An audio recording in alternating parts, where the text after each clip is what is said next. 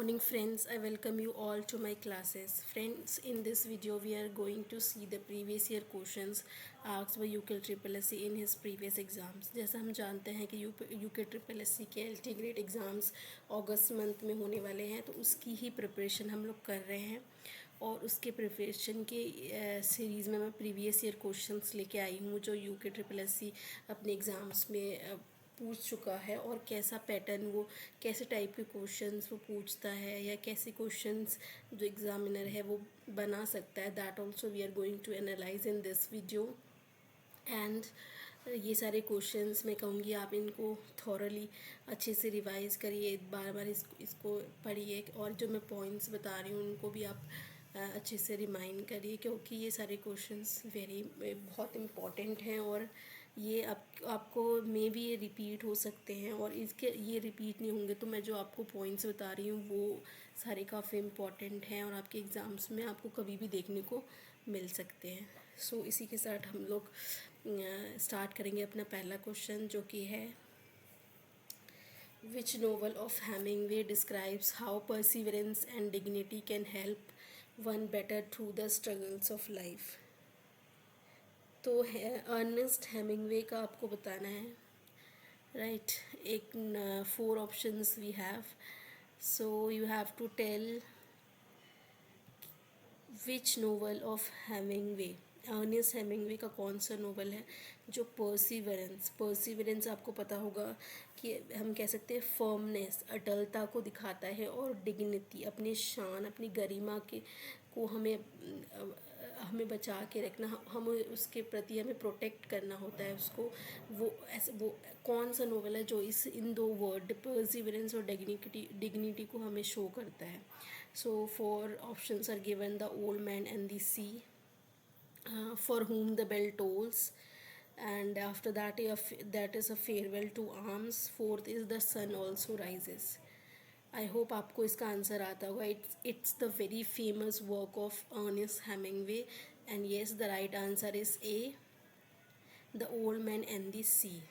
okay, so as you can see the poster here, the old man is catching the giant fish which is what, क्या नाम है उस fish का? उस fish का नाम है मर्लिन, ठीक है।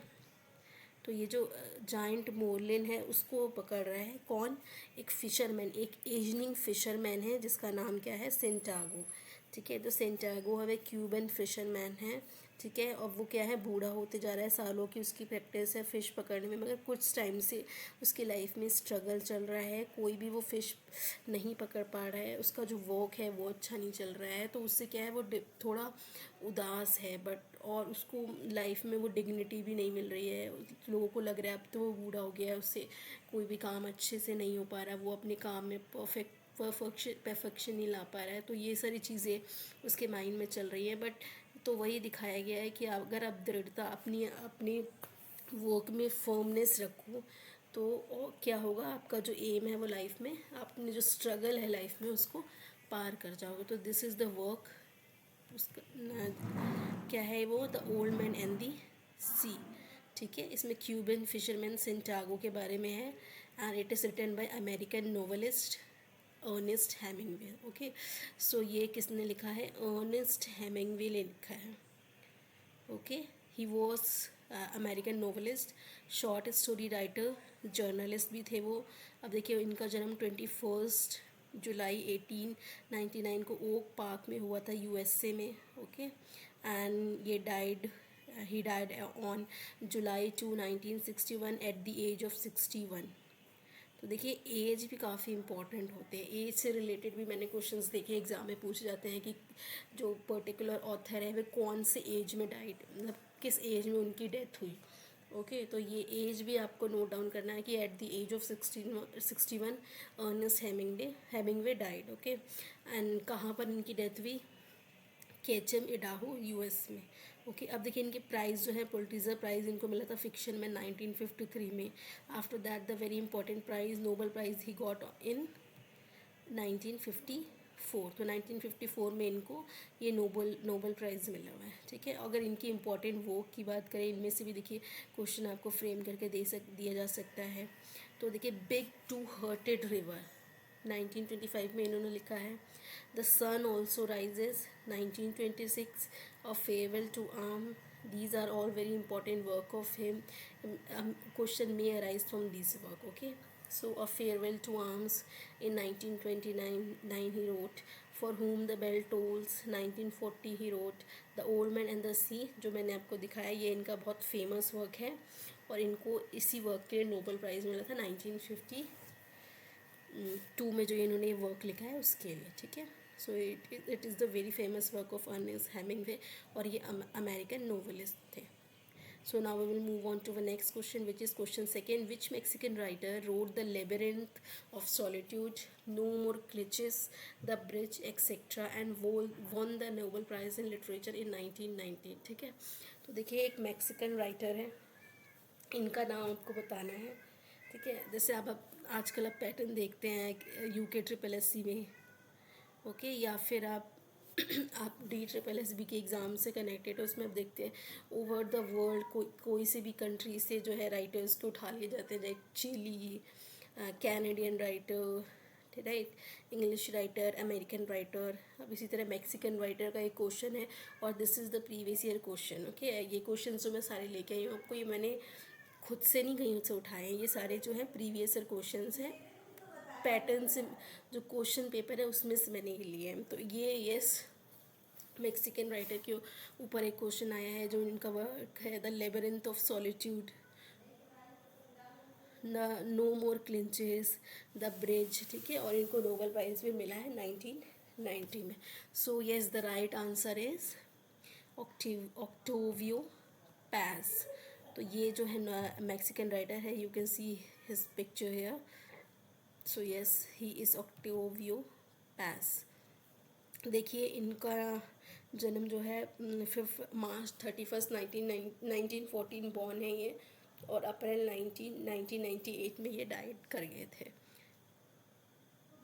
मैक्सिकन पोएट है एंड डिप्लोमेट है, ठीक है। For his body of work he was awarded 1977 Jerusalem prize भी इनको मिला हुआ है, which he got in 1977, okay. And after that is 1981 Miguel de Cervantes Prize, the 1982 Neustadt International Prize for Literature, and the 1990 Nobel Prize in Literature, okay. So yes, these are the prize which he got. अब ये सारे price देखिए friend हमारे थोड़े pronunciation में तो हमें difficult लग रहे होंगे, बट ये सारे आई थिंक ये सारे मैक्सिकन प्राइजेज़ हैं, ठीक है, इंटरनेशनल प्राइजेज़ है, so we might find it difficult to pronounce, okay. So that's not a big deal. We will learn about the author, okay. So इनके डेट ऑफ बर्थ आप याद रखिए, मार्च 31 1940 को ये जन्मे और अप्रैल 1998 को ही डाइड, ओके। इसके अलावा देखिए आप ये भी इसमें याद रखना है आपको कि इनके और कौन कौन नोटेबल वर्क है फ्रेंड। अगर मैं आपको ढूंढने के लिए आप उसको ढूंढिए और कमेंट सेक्शन में लिख के मुझे बताइएगा, ठीक है। So we will move on to the next question, which is who among the following has written mostly for children. ये देखिए फ्रेंड मैं आपको बताती हूँ, जो ये रस्किन बॉन्ड है, ठीक है, UKSSS की हम प्रिपरेशन कर रहे हैं, उसमें हम देखेंगे कि ये बेसिकली उत्तराखंड के फेमस राइटर मैं कह सकती हूँ आपको, क्योंकि मैंने पेपर में प्रीवियस ईयर पेपर है का क्वेश्चन है ये, और मैंने एनालाइज़ किया कि रस्किन बॉन्ड पे क्वेश्चन जो एग्ज़ामिनर है वो फ्रेम करता ही है, कभी 2 तो कभी 1, ठीक है।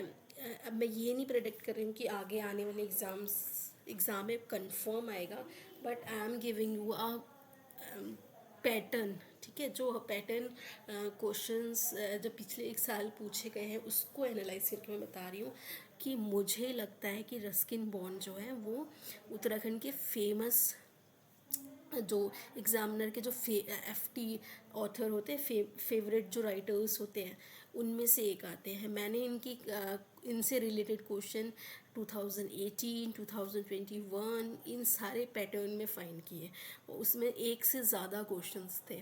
तो next time it is chance कि हमें रस्किन बॉन्ड पे एक क्वेश्चन, जैसे पिछली बार 2 पूछा गया था, तो मे बी इस साल एक, क्योंकि पैटर्न बदला है उत्तराखंड का इस बार ना। पहले तो पेडागोजी और ये अपना सब्जेक्ट था खाली, बट इस समय अब क्या है कि इसमें रीजनिंग, हिंदी, इंग्लिश, ये सारे पैटर्न ऐड हुए हैं।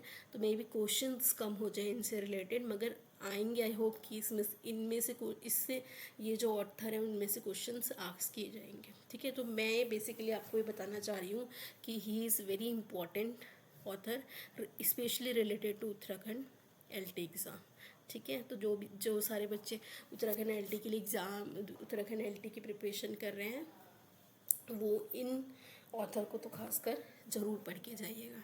देखिए, रस्किन बॉन्ड जो है वो कब जन्मे थे, तो इनका जन्म हुआ था 19 मई 1934 को। ठीक है, सो यस, 19 मई 1934 को ही वॉज बॉर्न। ठीक है, इनको देखिए साहित्य अकेडमी अवार्ड मिला हुआ है।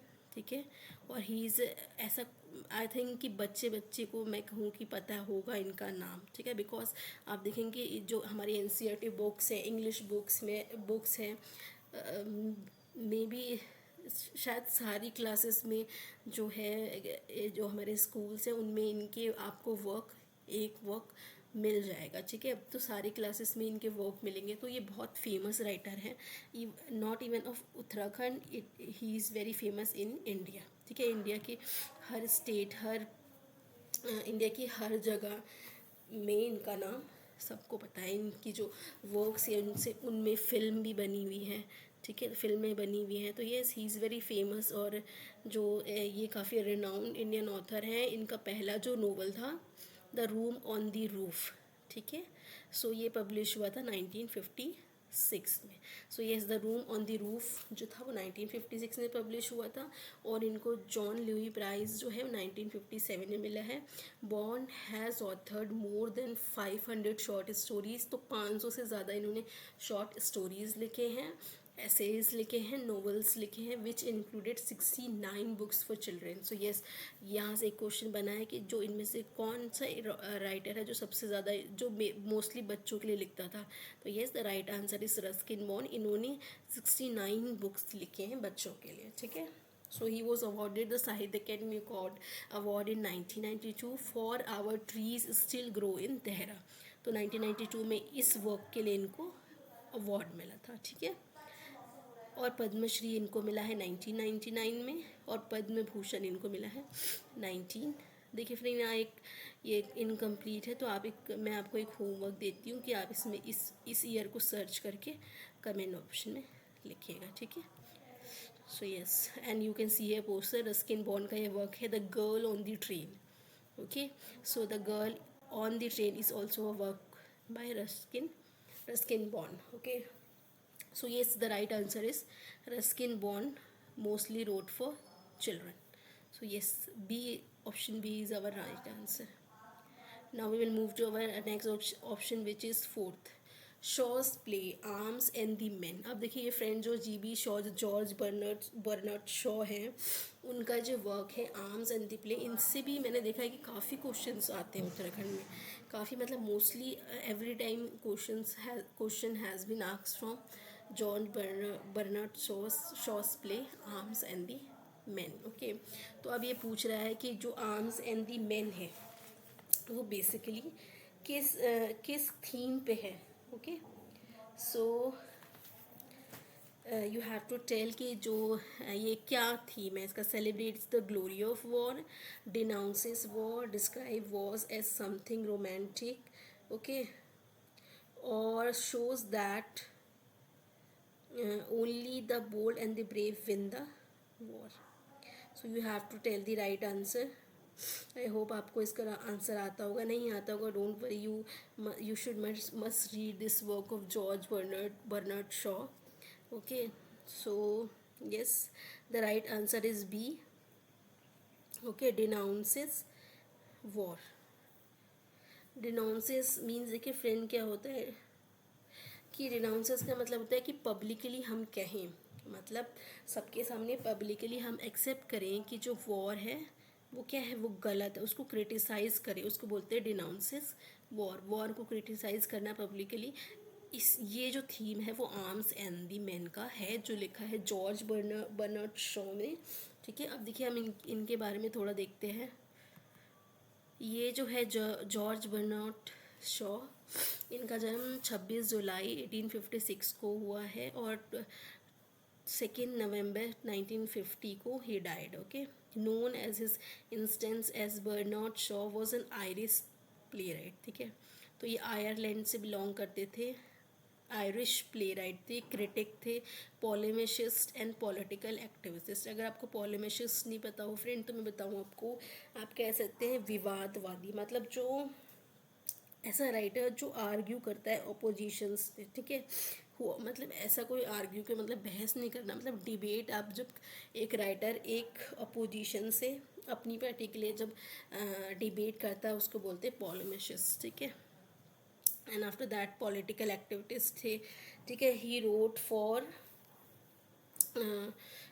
मोर than 60 plays including major works. ठीक है, this is man in superman 1902 में, Pygmalion in 1930, Saint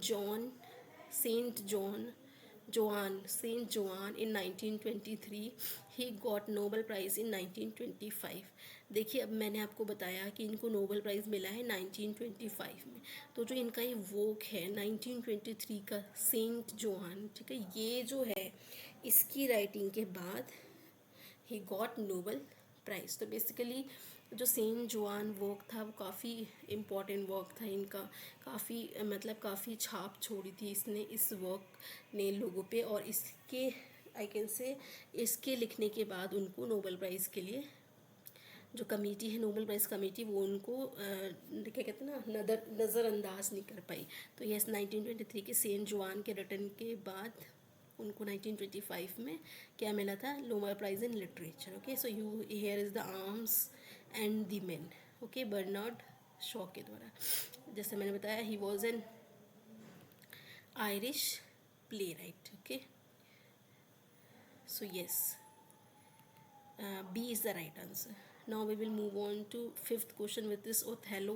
In Othello, Desdemona falls in love with Othello. Othello is a क्या, ओथेलो क्या है, मर्चेंट है, प्रिंस है, जर्नल है या किंग है। तो ओथेलो जिसका फ्रेंड रहा, राइट आंसर है बी, ओथेलो क्या था, जर्नल था। ठीक है, here is the poster, William Shakespeare Othello. So William Shakespeare's Othello is a tragedy written by William Shakespeare around 1603 में लिखा। Its full title is The Tragedy of Othello, The Moor of Venice. The story revolves around two characters, Othello and Iago. तो Othello is the protagonist and Iago is the antagonist. ठीक है, so ये दोनों के ऊपर story है। So yes, you must read the story. So the right answer is B, जो ये ओथेलो है, डेस्डेमोना में, जो ओथेलो प्ले में जो डेस्डेमोना का लवर ओथेलो है वो क्या है, वो बेसिकली जर्नल है। Okay, he is in the post of journal. So we will move on to our next question, which is question 6. Why is Lady Macbeth called the fourth witch in Shakespeare play Macbeth? उनको lady Macbeth है, उनको fourth witch क्यों कहा गया, because she is actually related to the three witches. She taunts Macbeth to kill King Duncan, she practice witchcraft in the play, she joins the three witches in their dance. I hope आपको इसका answer आता होगा, it's a very easy and repeated question. So yes, the right answer is c, she taunts Macbeth to kill King Duncan. It's the previous year question asked by Uttarakhand triple S C. Okay, so we will see here, lady Macbeth जो है strong है, ठीक है, ruthless है, मतलब उनके अंदर दया की भावना नहीं है, और एम्बिशियस है काफ़ी। ठीक है, सब इस जो कुछ लोग इंटरप्रिटेशन है वो उनको फोर्थ विच कहते हैं। क्यों, बिकॉज वो मैनिपुलेटिव हैं, एम्बिशियस है नेचर में, वो उनको वो जैसे विच लोग होते हैं वो मैनिपुलेट करते हैं, आपको भ्रमित करते हैं। उसी तरह जो लेडी मैकबेथ है उन्होंने मैकबेथ जो मैकबेथ है उनको मैनिपुलेट किया, उनको उकसाया कि उनको किंग बनना चाहिए, उनको डंकन जो किंग डंकन है उनको किल करना चाहिए और अपने को वहाँ पर गद्दी पे बिठाना चाहिए। तो ये शी इज़ मैनिपुलेटिव, तो इसके लिए उनको फोर्थ विच कहा गया है। She exhibits traits similar to the witches, जो विचेस है उनकी ट्रेट्स उनसे मिलते हैं, that's why she is called the fourth witches. Such as desire for power, उनको पावर चाहिए, willingness to use dark means to achieve her goal, अपने goals को अचीव करने के लिए वो डार्क मीन्स भी यूज़ कर सकती हैं, which ultimately leads to her downfall. उन्होंने ये सारे डार्क जो मीन्स हैं उनको गोल्स अचीव करने के लिए यूज़ तो किए हैं, मगर उनसे क्या हुआ, उनका डाउनफॉल भी हुआ है। She committed suicide at the last, ठीक है। सो येस, मैकबेथ में जो लेडी मैकबेथ है उनको फोर्थ विच कहा गया because she taunts Macbeth to kill King Duncan. Okay, so right answer is c. So we will move to our next question, which is question 7th. In the play Tempest, The Tempest, Ariel was imprisoned in and dash by the witch Sycorax. देखिए एक विच है जो कि the Tempest play में है, ठीक है। एक आइलैंड में ये रहती हैं और वहाँ पर इन्होंने जो एरियल है उनको इम्प्रिजन मतलब बंदी बना रखा है, किसमें, ट्री में उन्होंने उनको बंदी बना रखा है, जो एरियल जो स्पिरिट है उनको, ठीक है। तो ये साइकोरेक्स टोरैल है। अब जो है जो ये आते हैं यहाँ पर प्रोस्पेरो, ठीक है। जब ये प्रोस्पेरो आते हैं यहाँ पर, मिलिंडा के फादर इस आइलैंड में इनहेबिट करने के लिए आते हैं, तो वो क्या करते हैं, वो इस एरियल स्पिरिट को छुड़ाते हैं, किससे, उस ट्री से, आज़ाद करते हैं उस ट्री से, और फिर उसको वो ये कहते हैं कि अब तुम मेरे लिए काम करोगे, ठीक है। तो Ariel is a spirit who appears in William Shakespeare's play the tempest. Ariel is bound to serve the magician Prospero, तो प्रोस्पेरो मैजिशियन है, ठीक है। अब उनको उसको सर्व करना है, क्यों, बिकॉज उन्होंने उनको साइकोरस चुड़ैल जो साइकोरस है उनसे आज़ाद किया है, जो जिसने उसको पेड़ में बंदी बना रखा था, ठीक है। So yes, the witch who previously inhabited the island, Ariel is Prospero's eyes and ears throughout the play. अब देखिए जो एरियल है, इस स्पिरिट को प्रोस्पेरो का आइज़ और ईयर बोला गया। आइज़ और ईयर क्या होता है, ये एक ईडियम है फ्रेंड, और इसमें आप देखिए ट्रस्ट वर्दी सोर्स ऑफ इंफॉर्मेशन, मतलब ये इसका काफ़ी ट्रस्ट करते हैं एरियल पे। कौन ट्रस्ट करते हैं, प्रोस्पेरो, तो उनको आइज़ और ईयर्स बोला गया, ठीक है। आप जब किसी पे ट्रस्ट करते हो, अपना इम्पोर्टेंट सोर्स मानते हो, उस पर विश्वास करते हो, तो we say that it is eyes and ears of us, ठीक है। So yes, Ariel is Prospero's eyes and ear. So the right answer is D, tree से आज़ाद करवाते हैं उसे, ठीक है। So yes, D is the right answer. Now we will move to our next question, which is question 8th. Which poem of Keats begins with the line "A thing of beauty is a joy forever"? कौन सा poem है जिसमें जो शुरू होता है इस line से, "A thing of beauty is a joy forever"? I hope you will find this question very easy, which is the right option is B, Endymion, ठीक है। सो जो एंडीमियन पोएम है जो उन्होंने लिखी है, उसमें ये लाइन आपको मिलेगी, "A thing of beauty is a joy forever", ठीक है। Beautiful thing gives endless Joy, जो खूबसूरत चीज़ है वो हमें एंडलेस मतलब कभी ना ख़त्म होने वाली सुख देती है।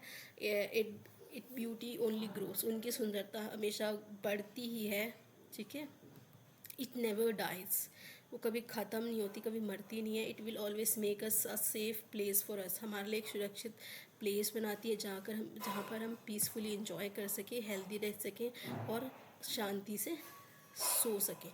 So yes, the right answer is Endymion, ठीक है। So our next question is 9th. An elegy written on the death of Keats by Shelley is, जो कीट्स के डेथ पे शेली ने जो एलिजी लिखी है वो क्या है, उसका नाम क्या है, Ozymandias Alastor Adonis on a dead violet. So yes, these are all the work of John की P B Shelley. So yes, Adonis and LG on the death of John Keats is a pastoral elegy. ठीक है, written by PB शेली. ठीक है. सो ये जो work है PB शेली ने लिखी थी 1821 में and regarded as one of Shelley's best and best known work. ये इनके बेस्ट नोन वर्क में से जाता है. ठीक है. और एलिजी मतलब जब हम किसी के डेथ पे कोई शोक पोएम लिखते हैं उसको बोलते हैं एलिजी. ठीक है. The problem which is in the poems is in 495 lines in 55 Spanish stanzas. ठीक है. Was composed in the spring in 1821 immediately after when Shelley heard of Keats' death. 1821 में जैसे ही उनको ये पता चला कि जो कीट्स है उनकी डेथ हो गई ट्यूबरक्लोसिस से एट द एज ऑफ 25, उन्होंने ये पोएम उनको डेडिकेट की थी, उनके लिए कंपोज की थी. ठीक है. So yes, the right answer is B. Right answer is B, Adonais. ठीक है. So yes, right answer is B, Adonis. Now we will move to our next question, which is question 10. Who was the editor of periodical The Encounter जो periodical है वो किसने लिखा है? So the right answer is D, Harold Spender Stephen. ठीक है. जो sir Harold Spender Stephen थे उनका जन्म 28 फरवरी 1909 को हुआ था और 16 जुलाई 1995 को he died. He was English poet, novelist, essayist whose work concentrated on the themes of social justice and class struggle. उनके बेसिकली अगर आपसे इसमें क्वेश्चन पूछे कि जो स्टीफन स्पेंडर है इनके थीम क्या होते थे, तो सोशल जस्टिस और क्लास स्ट्रगल इनके थीम होते थे. ठीक है. He was appointed US poet laureate. ठीक है. and consulted in poetry to the Library of Congress in 1965. So right answer is Harold Spender Stephen. ये English poet है. ठीक है.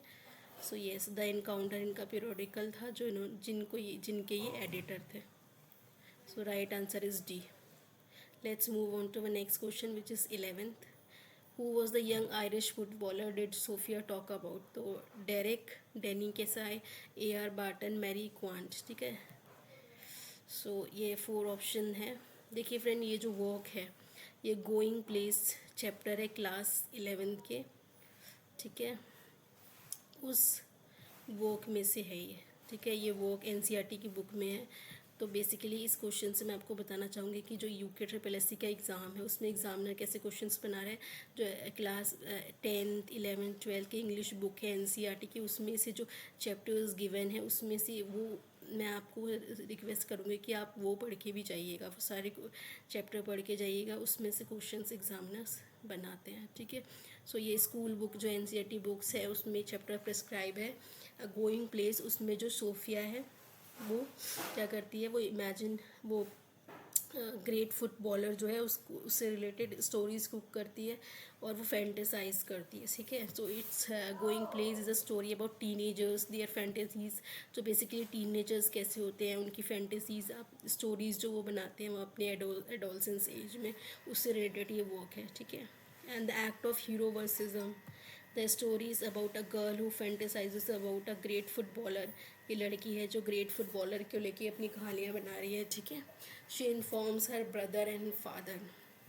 वो अपने ब्रदर और फादर को इन्फॉर्म करती है कि वो किससे मिलने वाली है, डैनी किसाई जो ग्रेट फुटबॉलर है उससे मिलने वाली है. This chapter is based on the context of teenagers, their lifes and dreams, their habits and acts and much more. So yes, the right answer is c, Danny Kissai. तो Sophia है जो है Irish footballer, Danny किसाई के बारे में बात कर रही है. ठीक है. So yes, option C is our right answer. Now we will move to our next question, which is which of the following essay is written by Francis Bacon. Francis Bacon ने कौन से ऐसे लिखे हैं? देखिए, sir Roger at home, on the ignorance of the learn, of studies, poor relations. तो इसमें से देखिए जो राइट आंसर है वो ऑफ स्टडीज़ पे है. ठीक है. ऑफ स्टडीज़ जो है वो फ्रांसिस बेकन ने लिखे हैं. अब देखिए फ्रांसिस बेकन जो है उनका जन्म जनवरी 22 1526 में हुआ था यॉर्क हाउस लंदन में, और वो अप्रैल 9 1626 में ही डाइड इन लंदन। ठीक है, he was the lord chancellor of England till when from 1618 to 1621 से। ठीक है, अब उन्होंने जो ऐसे लिखे हैं 50 एसेज लिखे, जिनकी बिगिनिंग किससे होती है, ऑफ से होती है। In the title and following the concept of such as truth, जैसे इनके वर्क में है of truth, of atheism, of discourage, highlighting the importance of studies. अब देखिए जो वर्क है ऑफ स्टडीज़, ठीक है, जो बेकन ने लिखा है उसमें क्या हाईलाइट कर रहे हैं, ऑफ स्टडीज़ में ऐसे जो है वो illustrates the role of studies, पढ़ने की जो रोल है उसको ये इलस्ट्रेट कर रहे हैं। Role studies play in an individual daily life, जो आप स्टडीज़ है वो हमारे डेली लाइफ में क्या इम्पैक्ट करते हैं, वो इसका theme of studies, which is written by Francis Bacon. So yes, he is a very important poet. You must read it before going to appear in exam. Okay, so exam में appear करने से पहले you must read this author. So we will move to our next question, which is question 13. Who said the following? I am the poet of body and I am the poet of soul. 4 options are given: Edgar Allan Poe, Robert Browning, Walt Whitman, P B. Shelley. इन 4 options में बताइए कौन सा right answer है, comment section में। ठीक है, देखिए ये ही is the Walt Whitman, here you can see the picture of him. After that जो वॉल्ट विटमैन थे ये अमेरिकन पोएट थे। ठीक है, एसेइस्ट थे, जर्नलिस्ट थे। ठीक है, और इनका पूरा नाम था वॉल्टर विटमैन जूनियर। ठीक है, so yes, he was an American poet, journalist, and after that he is considered one of the most influential poets in American literature. American literature में ही काफ़ी influential writer माने जाते हैं। ठीक है, so Whitman is incorporated both transcendentalism and realism in his writing and is often called the father of free verse. तो free verse के भी father आपको कौन कहे जाएंगे, वॉल्ट विटमैन। ठीक है, अब देखिए जो ट्रांसीडेंटल फिलोसफी है फ्रेंड, मैं आप चाहूँगी कि आप इसके बारे में रिसर्च करिए and try giving answer in the comment section. Comment section में इसके बारे में if you know give write in the comment section, and if you don't know do research and give answer in the comment section. ठीक है, so yes, he is known as father of free verse and अब ये इनका ये phrase है, famous phrase, जो कहते हैं I am the poet of body and I am the poet of soul. ठीक है, so yeah, the right answer is C, Walt Whitman is the right answer. He said the following line, I am the poet of body and I am the poet of soul. So yes, C is the right answer. So we will move to our next question, which is question 14. Who is the writer of the story The Enemy? ठीक है, अब देखिए ये enemy जो work है ये किसने लिखा है, पॉल एस बक ने। Here you can see her picture. Paul S Buck जो है, जिनका पूरा नाम है पर्ल कम्फर्ट सिंडी स्ट्रिकर बक, जो क्या थी, अमेरिकन राइटर थी और नोवेलिस्ट थी। ठीक है, she is best known for the good earth. इनका बेस्ट वर्क कौन सा है, द गॉड अर्थ। ठीक है, and the best selling novel in United States in 1931 and 1932. 1931 और 1932 में ये बेस्ट सेलिंग नोवेल था, for which won her the Pulitzer Prize in 1932. इसी वर्क के लिए इनको पुलिट्जर प्राइज़ मिला था 1932 में, और 1938 में जो ये बक है पहली अमेरिकन वुमेन बनी थी जिनको क्या मिला था, नोबेल प्राइज़ मिला था लिटरेचर में, for her rich and truly epic descriptions of peasants of China in peasants life in China. तो इन्होंने बहुत अच्छा और एपिक डिस्क्रिप्शन किया था जो वहाँ वर्कर्स थे चाइना में उनकी लाइफ के ऊपर। So for that she got Nobel prize in literature in 1932 and she was the first woman to receive that. Okay, so yes, the right answer is C, Pearl S. Buck is the right answer. She is the writer of the story Enemy. Okay, and it's a previous year question of UK SSC. I will suggest you to read these kind of authors, जैसे ये जो first women हो जिनको American women जिनको Nobel prize मिला है, तो ये सारे जो यूनिक क्वेश्चंस है, ऐसे क्वेश्चंस एग्जामिनर फ्रेम करता है. So I will suggest you to read this kind of questions before going before appearing in exam. So the next question is 15th question of ours, which is our last question also. Which of the following stories penned by Amitabh Ghosh as a tribute to his writer friend after his demise? तो ये कौन सा ऐसा work है इनमें से जो अमिताभ घोष ने लिखा था अपने फ्रेंड के डिमाइस पे? So the sense of an ending, the cure for grief, and the ghat of the only word, when breath becomes air. तो आई होप आपको इसका आंसर आता होगा, and the right answer is C, the ghat of the only word. ठीक है, तो जो उनके फ्रेंड थे, ठीक है, फेमस फ्रेंड थे, उनके ऊपर उन्होंने लिखा था, जिनका नाम क्या था, आगा आलम, आगा शाहिद अली. उनका उनके राइटर फ्रेंड थे जिनके ऊपर उन्होंने ये वर्क लिखा था. ठीक है, तो Amitabh Ghosh is one of India's best known writer. ठीक है, his famous book include the circle of reason, ये सारे इनके फेमस वर्क है. The shadow lines in an antique land, dancing in Cambodia, the Calcutta chromosome, the glass palace, incendiary circumstances, the hungry tide and sea of poppies. ये जो last work है, ये अभी इनके रीसेंट वर्क है, काफ़ी पुराने नहीं, मतलब रीसेंट वर्क है. सी ऑफ पोपीज, द हंग्री टाइड्स. ठीक है, so yes, he is a famous and well known Indian English writer Amitabh Ghosh. ठीक है, तो इन्होंने एक ट्रिब्यूट दी थी अपने फ्रेंड, इनके फ्रेंड को क्या प्रॉब्लम थी, तो इनके फ्रेंड को ब्रेन ट्यूमर हो गया था. ठीक है, तो उनसे इनकी डेथ हो गई थी. And for on his demise he road the work the ghat of the only work. और ये जो क्लास 11 की स्नैपशॉट बुक है, सप्लीमेंट्री रीडर, उसमें ये प्रिस्क्राइब है, वहाँ से आप पढ़ सकते हैं. इससे रिलेटेड ये क्वेश्चन जो ये UKSSC में आया है. So yes, this is the work which is prescribe in the NCERT book of class 11th. ठीक है, so from there you can read it. So yes, and the right answer is C, the Amitabh Ghosh. ठीक है, so yes, this was our last question. So friend, from these question we came to know that what is the pattern which is followed by UKSSC जो questions fame कर रहे हैं, कैसे उसमें questions वो add करेंगे. जैसे कि वो NCERT की जो क्लास 10th 11th 12th की बुक है, उसमें से क्वेश्चंस फ्रेम करते हैं. आफ्टर दैट जो ये इंडियन इंग्लिश राइटर्स हैं, उनसे क्वेश्चंस ज़रूर फ्रेम करेंगे, like Ruskin Bond, Amitabh Ghosh, Sarojini Naidu. After that is Mulk Raj Anand. ये सारे इंडियन इंग्लिश राइटर्स हैं, उनमें से क्वेश्चन ज़रूर आते हैं. आफ्टर दैट फ्रेजेस जो आप देखते हैं, like I am the poet of body, I am the poet of soul, ये सारे फ्रेजेस हैं.